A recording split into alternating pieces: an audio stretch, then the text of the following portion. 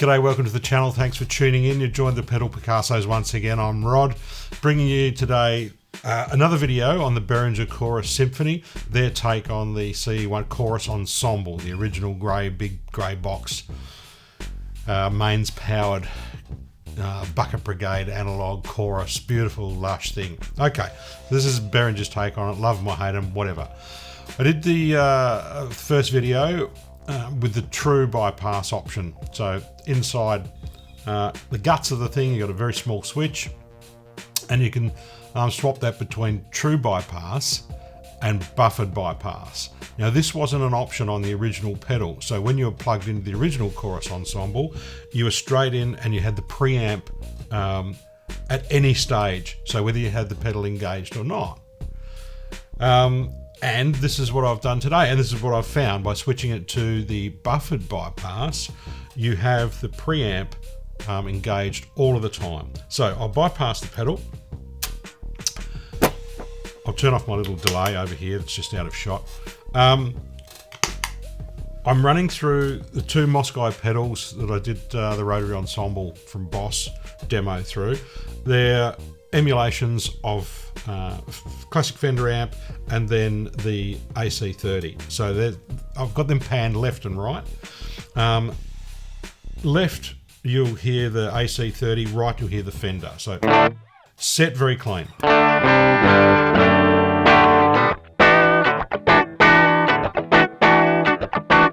Now you'll see the peak level indicator lighting up here, and it's indicating that I'm pushing my input signal to peak. Controllable by that rotary. Input level control. Higher, low input gain. And you can see there, I'm starting to really peak that out. I'm only halfway on the rotary dial. Crank it up. And that was part of the magic of the original pedal, was the sound of the preamp. Now, you've got some soft sounding clipping. Generally switch to low and then crank the dial. I like to do it until I'm peaking that light.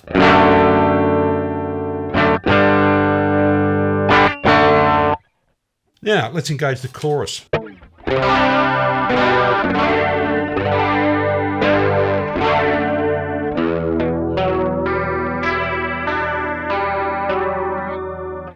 Now, I'm monitoring this in stereo with it panned left and right, which is just glorious. The best way to monitor chorus.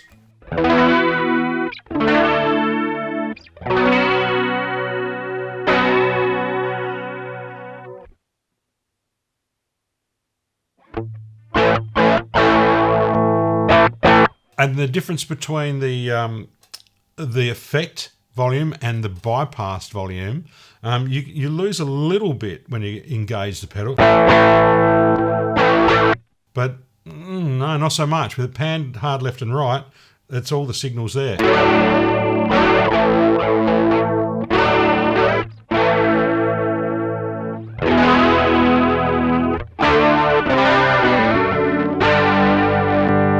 So this is how the original Chorus Ensemble was set up. You'd be hearing the preamp whether you had the chorus or the vibrato engaged or not.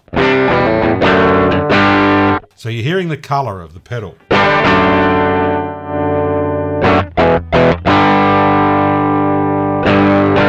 Now, I had one of these originally. bought in the very early 80s, stupidly sold in the very early noughties.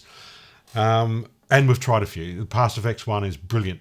Part by part build or remake of it. I doubt that Behringer went that far, but it is a nice sounding take on it.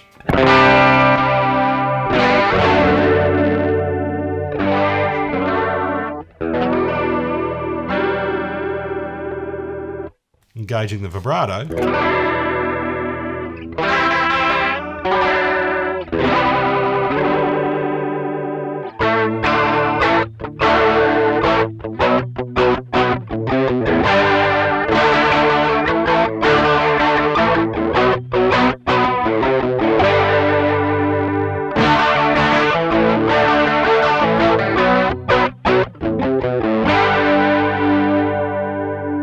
Now, those of you that are wanting a pristine, clean sound, yeah, I would say you'd go true bypass on this, flick that switch over to true, and then only have the sound of the pedal when you engage it, and then trim the peak level back if you want very, very clean.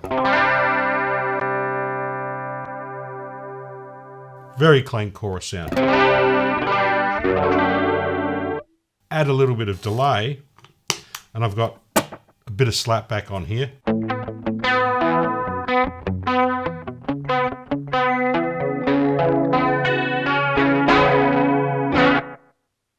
And you're getting somewhere near Andy Summers territory.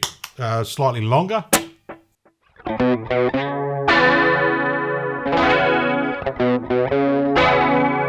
And ideally a combination of a short one and a long one. Look, it's a great chorus, regardless of what you think of any brand that makes them. It sounds good.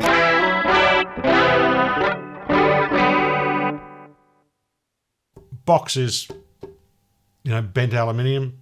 How long is the whole thing going to last? I don't know. They're soft twitches, which is good. The rotary encoders feel, or the rotary knobs feel, fairly solid.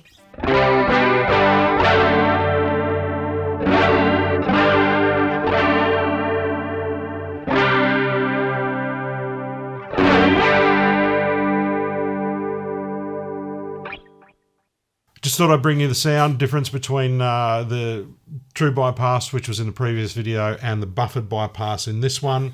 I like both ideas. I like both versions. And if you like the sound of the preamp,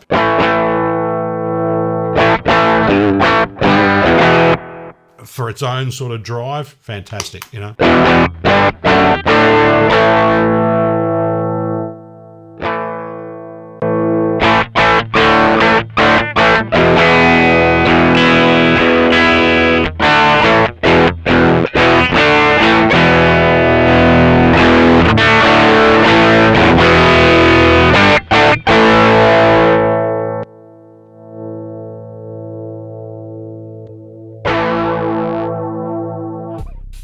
Hey, I'm just going to do some more playing, and I'll see you next time. Drop us a line, drop a comment, hit subscribe. It all helps the channel.